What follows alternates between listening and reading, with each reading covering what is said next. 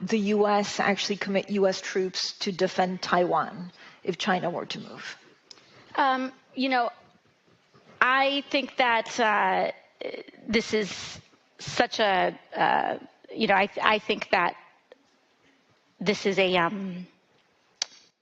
Have you ever had a dream that you want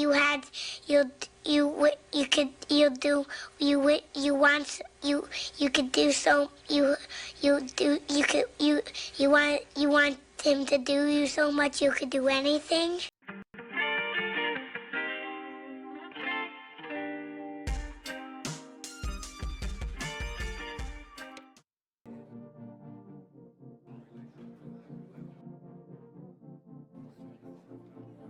Welcome to In the Feed, where we try to keep up with all the chaos going on in the world while surviving the update.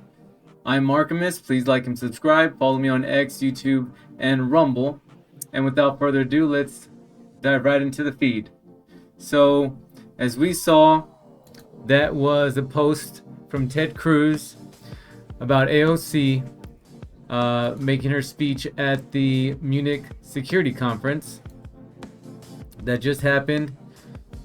There was more than 40 heads of state and government from all over the world that were there. And the topics addressed were European security of defense, the future of transatlantic relationship, global order, regional conflicts, just to name a few. So why AOC was there? Who knows? She's probably trying to set herself up for maybe a future run for office. I don't understand how anybody would vote for somebody like that. She's kind of proving that even idiots can be U.S. representatives for a state like New York. Let's see what she really ended up saying. Would and should the U.S. actually commit U.S. troops to defend Taiwan if China were to move? I think that this is such a. I think that this is a. This is, of course, a very long-standing policy of the United States, and I think what we are hoping for is that we want to make sure that we never get to that point, and we want to make sure that we are moving in all of our economic research and our global positions to avoid any such confrontation and for that question to even arise. So that's not even an answer. She pretty much just gave a word salad right there. And then JD Vance Martha, you bring me on your show and you show me the most uncomfortable 20 seconds of television I've ever seen. My takeaway from that. What happened there? What do you think? Well, I think it's a person who doesn't know what she actually thinks. And I've seen this way too much in Washington with politicians where they are given lines, and when you ask them to go outside the lines they were given, they completely fall apart because, look, does anybody really believe that AOC has very thoughtful ideas about the global world order or about what the United States should do with our policy in Asia or our policy in Europe? No, this is a person who is mouthing the slogans that somebody else gave her. Of course. So, as we know her from the past, she actually wore this dress, tax the rich, that she didn't end up paying for. My God, she still owes on it. But let's see what else she ended up saying at the Munich Security Conference that humiliated her. We look at what happened in Venezuela, for example. It is not a. It is not a remark on who Maduro was as a leader. He canceled elections. He was an anti-democratic leader. That doesn't mean that we can kidnap a head of state and engage in acts of war just because the nation is below the equator. And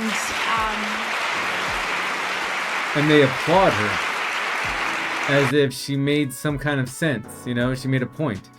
It kind of just proves that you can be an idiot and still be a U.S. representative for New York. Speaking of New York, here's another one that wants to tax the rich. Mamdani, Look at what he recently said. Go from 7.25% to up to 11.5%. That would match New Jersey for among the highest corporate tax rate in the country. And Stuart, he's also calling for a 2% hike on people earning $1 million or more. Listen to the mayor from yesterday. I'm asking for a 2% raise in personal income taxes on the most affluent New Yorkers. Someone earning $1 million a year, the top 1% of New York City, can afford to contribute $20,000 more in taxes. So that $20,000 more, that's a refrain that he's repeated quite frequently, but experts say that tax hike would result in an increase that's much more. Everybody's ended up leaving the state like they just started doing. Check it out, Tim Walz here in Minnesota. Look what he said. Proposing a first-time $10 million one-time targeted loans, forgivable loans that we know, and I want to be very clear, is a very small piece of this, but what I am going to challenge as we get ready to start here in a few days, the legislative session, this legislative session needs to be about recovery of the damage that's been done to us. I am also asking our team, and I'm going to make appeals to our federal delegation, the federal government needs to pay for what they broke here. There are going to be accountability on the things that happen, but one of the things is the incredible and immense costs that were borne by the people of this state. The federal government needs to be responsible. You don't get to break things and then just leave without doing something about it. So we're going to be asking the federal delegation to be investing and doing the things necessary. We have been in contact with federal leadership as a negotiation is happening right now. Which he has the audacity to say when he's caused the chaos going on in his state. Most likely not going to happen. We're already in $38 trillion of debt, so there's no money to fork over for fraudulent activity that's been going on in this state.